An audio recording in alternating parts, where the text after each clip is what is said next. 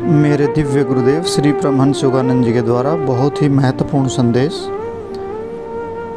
जब आप रात्रि में ध्यान के लिए बैठते हैं तो गुरु जी इसके बारे में बता रहे हैं, कठिनतम बाधा जिस पर विजय प्राप्त करनी है वह है आप स्वयं।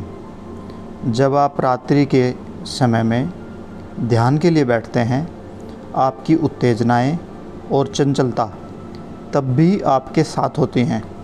अपने तन यानी कि बॉडी और मन पर नियंत्रण करना सीखें।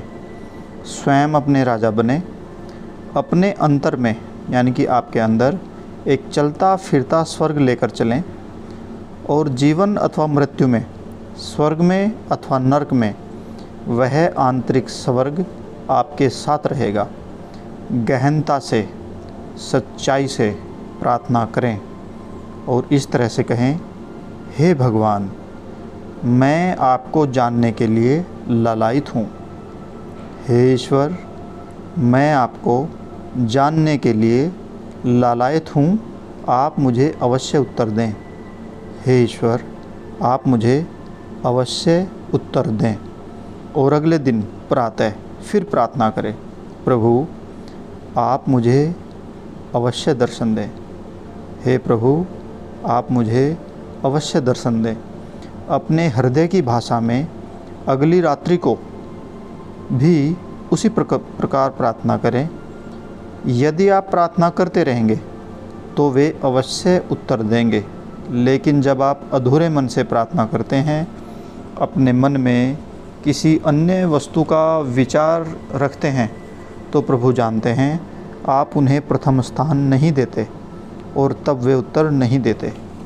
ईश्वर को पहले प्राप्त करें, यानी कि मन में बाकी सभी इच्छाओं को निकाल दें और प्रथम जो आपकी इच्छा है, जो धधकती हुई लालसा है, वो होना चाहिए ईश्वर के प्रति प्रेम और उनके दर्शनों की इच्छा।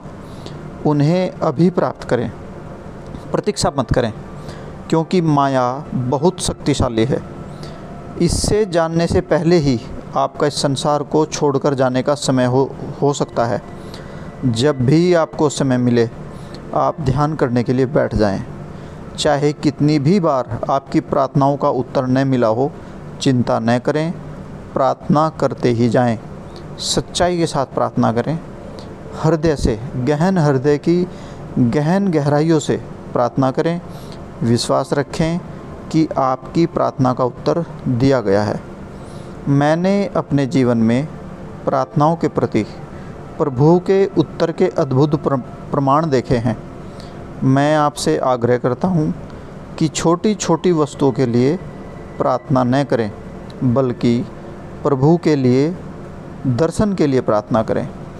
केवल वही प्रार्थना महत्वपूर्ण है।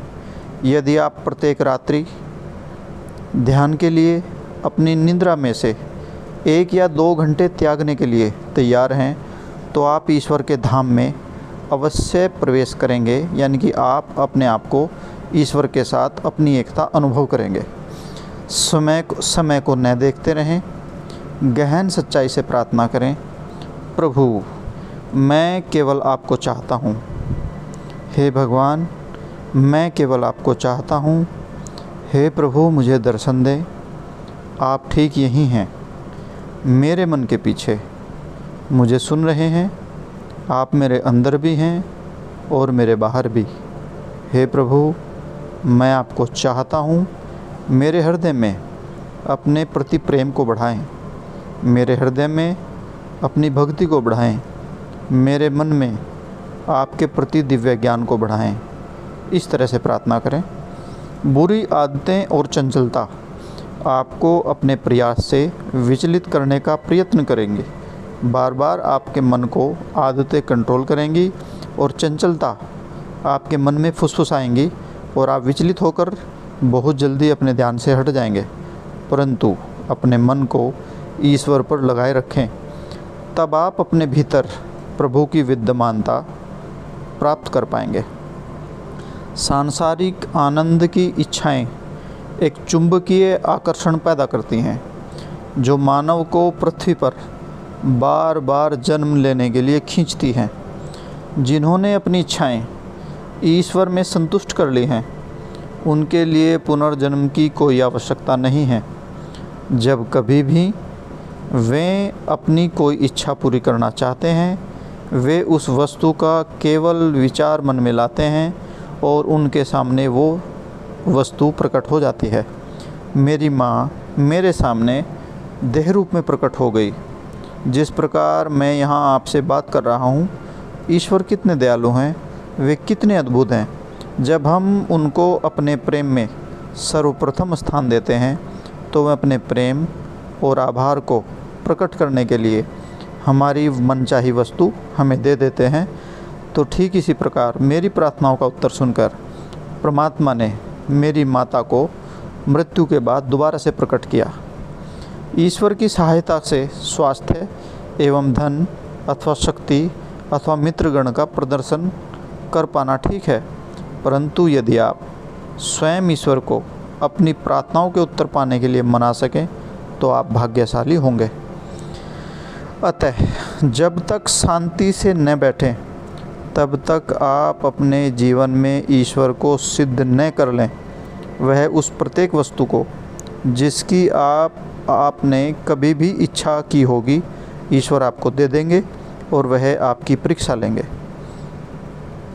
आध्यात्मिक जीवन की परीक्षाएं किसी दूसरे जीवन की अपेक्षा अधिक कठिन होती हैं, परंतु आप में से जो उनकी परीक्षाओं में सफल हो जाते हैं, वे कहते हैं, प्रभु मेरी सबसे बड़ी प्रार्थना का उत्तर मिल गया है।